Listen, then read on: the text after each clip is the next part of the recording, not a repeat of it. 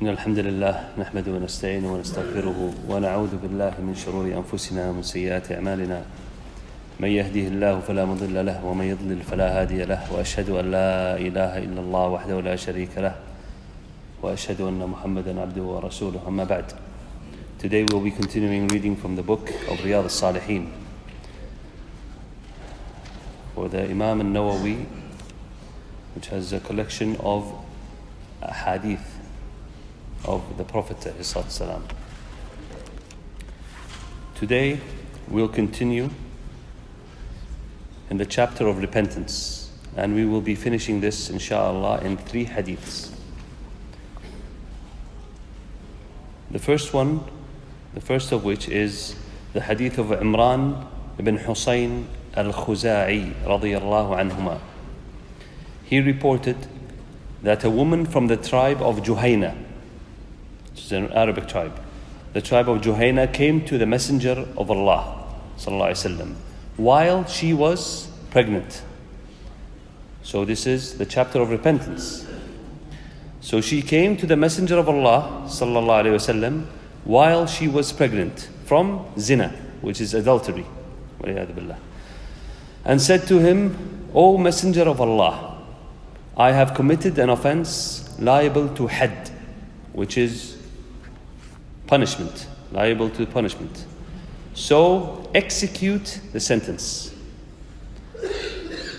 The Messenger of Allah sallallahu alaihi wasallam called her guardian and said to him, treat her kindly.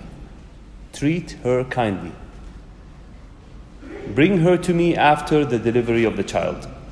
That man complied with the orders. At last the Prophet ﷺ commanded to carry out the sentence. Her clothes were secured around her and she was stoned to death. The Prophet ﷺ led her funeral prayers, Salat al-Janazah. He led her funeral prayers. Umar radiallahu anhu, he said, O Messenger of Allah, she committed zina, which is adultery, and you have performed funeral prayers for her? He replied, verily she made repentance which would suffice for 70 of the people of Al-Madinah, if it is divided amongst them. Can there be any higher degree of repentance than that she has sacrificed her life voluntarily to win the pleasure of Allah the Exalted? Subhanahu wa ta'ala. So this lady from Juhayna, she was a married lady, and she came to the Prophet ﷺ and she confessed that she had committed adultery, and that, as is known, is punishable by stoning. If she is, or he is, whoever is married, if you're married and you perform adultery, zina, the punishment is stoning till death. If the person is not married, then he will be whipped. So she came to the Prophet ﷺ and confessed. So the Prophet ﷺ told her to go back, and knowing the Arabian customs of that time, when actually customs not only at that time, when a family member commits adultery, it is something that's, let's just say the family members, the parents, the guardians don't take it lightly.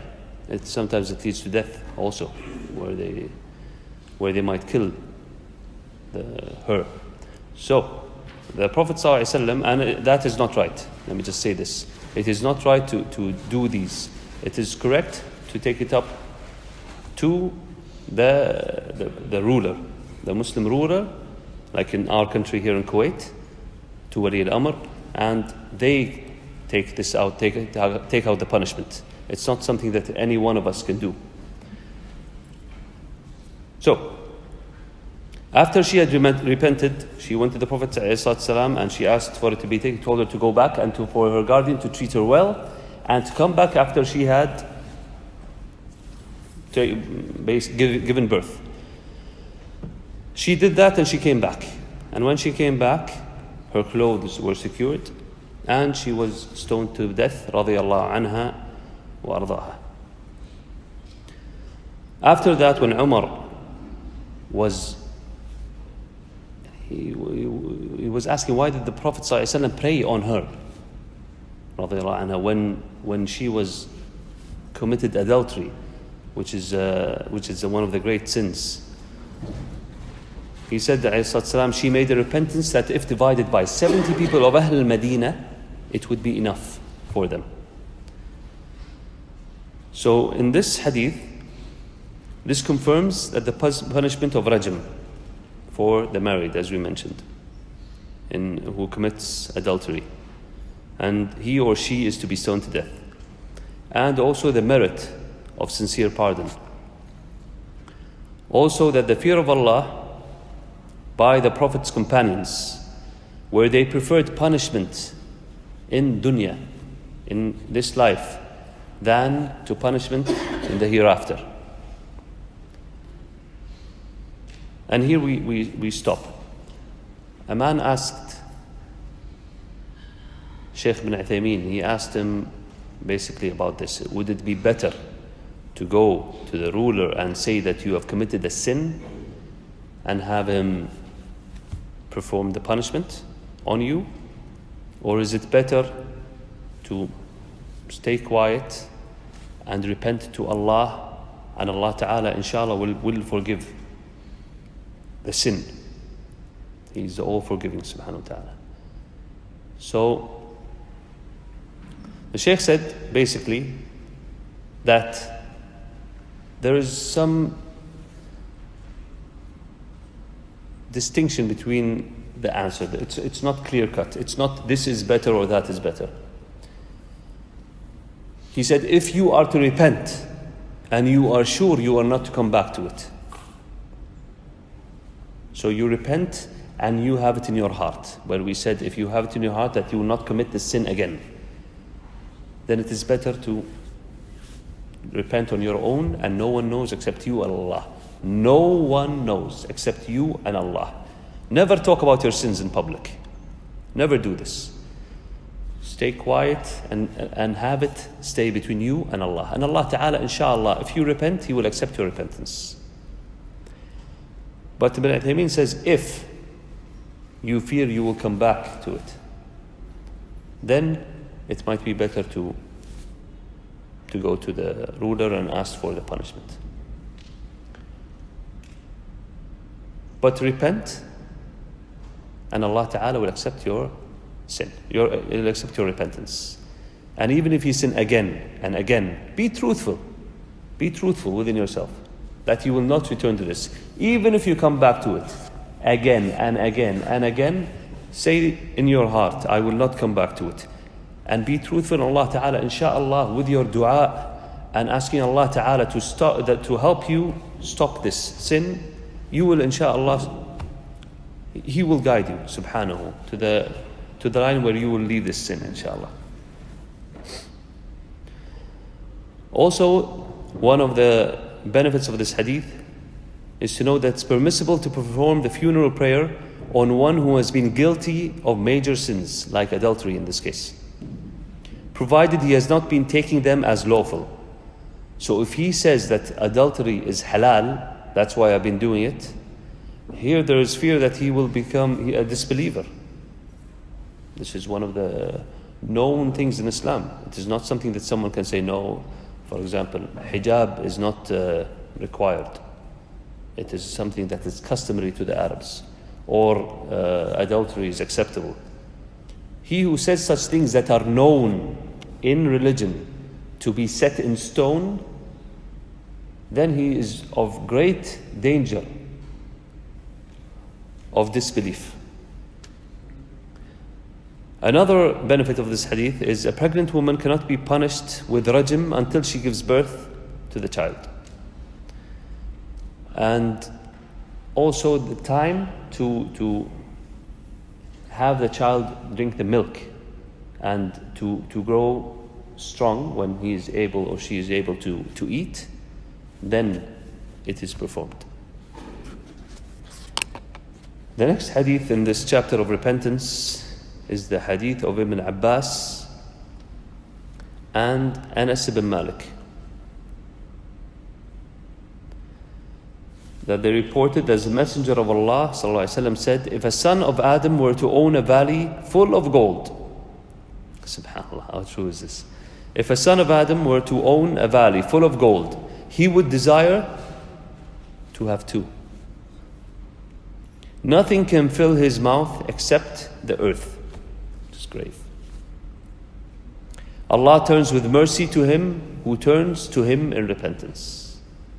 That is the part where it comes to repentance. And this shows that, subhanAllah, man's greed will lead him to many, many dangers. For example, paying sadaqah sometimes is easy. But when you have considerable wealth, zakat is hard. When your zakat is 100 KD, 50 KD, it's not like when your zakat is 25, 50,000, 100,000 KD. It's very hard, but it's a test. Such is the test. Such are the tests that come with being rich. And the final hadith.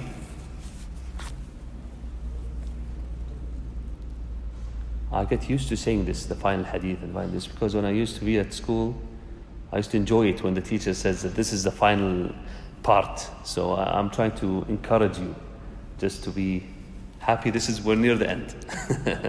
Just like I was happy. Although this has great benefits being in this halaqah. This has great benefit, inshallah, that you will see in akhirah. Bidnillah.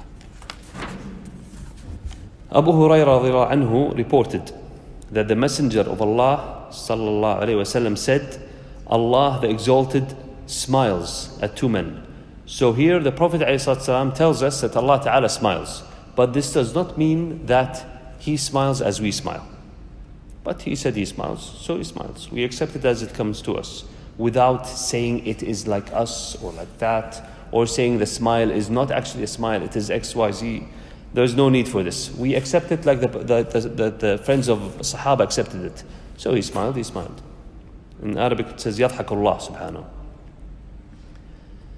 So Allah the Exalted smiles at two men. One of them killed the other, and both will enter Jannah. How is this possible? How is it possible? Is it possible? It has to be. It's hadith, right? Anyone that doesn't already know the answer? Okay, so Allah the Exalted smiles at two men. One of them killed the other, and both will enter the Jannah. So the first is killed by the other. Why? He is fighting in the cause of Allah. And thereafter Allah will turn in mercy to the second and guide him to accept Islam, and then he dies as a shaheed, as a martyr, fighting in the cause of Allah. So two men, they are fighting. They are actually at war. And this man, the Muslim, is fighting for the cause of Allah. And this man is a disbeliever, kafir. So the kafir kills the Muslim. He is in Jannah, the Muslim, correct? Then the kafir is still remaining. This kafir will then, Allah Ta'ala will guide him to Islam. And he will become a Muslim, and then he will be killed, possibly in battle, or he will continue to be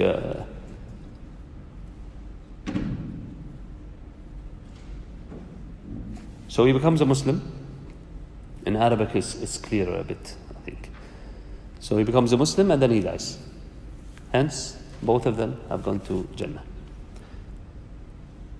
And this shows us that anything before Islam, Allah Ta'ala will forgive. So if a kafir becomes a Muslim, that is it. Everything before that is forgiven. And also tawbah. When we repent, if you repent, Allah Ta'ala will also forgive things of past, inshallah, if it is a true repentance with the conditions that we mentioned before. So it is critical to repent, because we never know when something can stand between us and repentance. And what is that thing? Death. We never know. I had a friend of mine who died when I was 13 and he was 12. It happens. And then continuously, as I grow older, the more the people I know are dying. So repent, whatever it is. No matter how big it is, if you repent, Allah Ta'ala will accept it, inshaAllah. Repent. And never go on with your life without repenting, no matter how big it is or small it is. Die with repentance. هذا والله تعالى أعلى وأعلم وصلى الله وسلم على نبينا محمد. جزاكم الله خير. Thank you very much.